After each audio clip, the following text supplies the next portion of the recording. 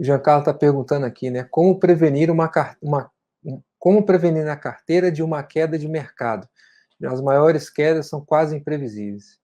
Jean, o que tem para você prevenir queda, cara, é basicamente o seguinte: se ela é uma queda sistêmica, é uma queda que atinge todo o mercado, você imagina a maré, todos os barcos eles caem. Da mesma forma, como a maré sobe, todos os barcos sobem. Agora, quando você tem uma carteira de investimentos, você pode ter alguns investimentos que têm uma correlação negativa. Quer dizer, quando uma determinada característica acontece, ela tem um efeito oposto naquele ativo. Então, dentro da carteira de fundos imobiliários, se você só tem fundos imobiliários, às vezes é difícil você encontrar essa correlação negativa. Então, você pode colocar outros ativos que têm correlação negativa com fundos imobiliários e você fazer uma defesa, né, dessas quedas. Mas o que eu vou dizer para você é o seguinte: quando você tem uma carteira que tem uma correlação negativa muito grande, o que acontece é que você tem um motor empurrando para frente e um motor empurrando para trás. Então, você termina que você não sai do lugar, ou você fica girando. O interessante é que você tenha uma carteira bem diversificada. Para quê? Você tenha uma volatilidade, que ela seja uma volatilidade mais aceitável, e você consiga sobreviver com essa volatilidade. Por quê? A volatilidade ela não é ruim para a carteira do investidor de longo prazo. Quando você tem uma carteira que ela tem uma volatilidade, que os seus ativos, que são ativos de qualidade, eles sofrem uma queda sistêmica, quer dizer, todos os ativos caem, eles, na verdade, dizem para você, que é um investidor de longo prazo, que você pode comprar ativos de boa qualidade por um ticket de entrada menor. Isso pode acontecer por quê? Por um pânico, tá? O coronavírus, alguma coisa desse tipo. Então você aproveita aquilo sabendo que aquele fundo ou que aquela ação tem uma característica e aquilo é um desespero de mercado, você aproveita para comprar ao som de canhão enquanto as pessoas estão ali esperando você vender ao som de trombeta. Então essa proteção de carteira, ela faz muito sentido para o cara que é investidor lá de hedge fund, que ele tem que prestar contas, que ele tem lá um cara que vai ficar cobrando dele um determinado rendimento. Para você que é investidor de renda variável de longo prazo, no momento em que você está montando a sua carteira, você ainda não aposentou, essa volatilidade é muito boa.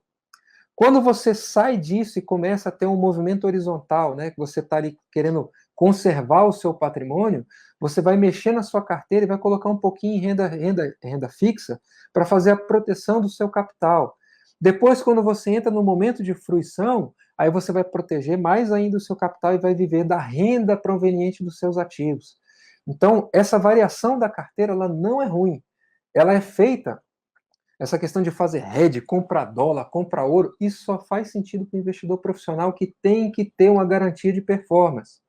Para você que é investidor, pessoa física, que nem nós, o que você tem que ter é o conhecimento do que o mercado apresenta para você, você ter uma configuração de carteira adequada para aquele determinado momento. Então, se você tem um momento de queda de juros, você vai utilizar algum ativo. Se tem um de alta de juros, você vai utilizar outro ativo. Você tem um momento em que aumenta o consumo de bens duráveis, você vai ter ativos. Você está no momento em que ativos financeiros estão bombando, você vai ter uma configuração na sua carteira para aquilo. Então, ela não é engessada. A visão do investidor, ele é sempre em rendimento, na custo de oportunidade, no custo de carrego, né? É nessas coisas aqui que a gente conversou um pouquinho sobre você. E deixa a carteira viver. A renda variável, ela varia. E ela varia para cima e para baixo. O importante é que tipo de atitude você vai tomar quando ela está indo para baixo e quando ela está indo para cima. Proteger a carteira talvez pode deixar você naquela situação que a gente falou anteriormente do custo de carrego. Você tem uma carteira lá super protegida, só que ela nem sobe nem desce. Então, por que você está exposto na renda variável se você tem um comportamento de renda fixa dentro da sua carteira? Então, muito cuidado, né? Porque, às vezes as pessoas falam um pouco sobre isso aí nos fóruns e batem um papo nisso em alguns livros e tal, porque eles se destinam a um outro público que às vezes não é o investidor pessoa física. Tem uma coisa bacana de você pensar que é o seguinte: você nunca vai ter tudo, né? Como a gente viu aqui, tem a questão do custo de oportunidade, né? Ou uma coisa ou outra. Então, como você nunca vai ter tudo, na época que o mercado está em alta, você está rico, né? O mercado está em alta, está na máxima histórica, você vai lá olhar o dinheiro que você tem investido lá, o seu capital vai ter aumentado. Você fala, caramba, olha só o tanto de dinheiro que eu tenho, né? E quando a bolsa está em baixa, você está comprando as coisas baratas. Poxa, olha o tanto de coisa barata aqui, rapaz, ó, já paguei tanto nisso aqui, agora está tanto. Então, é muito difícil você ver ao longo dos anos o seu patrimônio ir diminuindo, né, durante um bom tempo. Você vai aportando dinheiro ali todo mês, e você vê o seu patrimônio só caindo.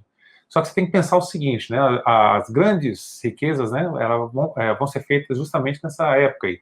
Você conseguindo aportar uma boa quantidade de dinheiro quando todo mundo está correndo, está te vendendo os ativos bem baratinho. Então, quando está abaixo do valor intrínseco do ativo, né, as pessoas compram bastante. Então, ou você está rico, ou você tem oportunidade no mercado de comprar bons ativos a um preço bem bacana. As duas coisas ao mesmo tempo você nunca vai ter, né? Ou você vai estar no mercado de alta, ou você vai estar no mercado de baixa.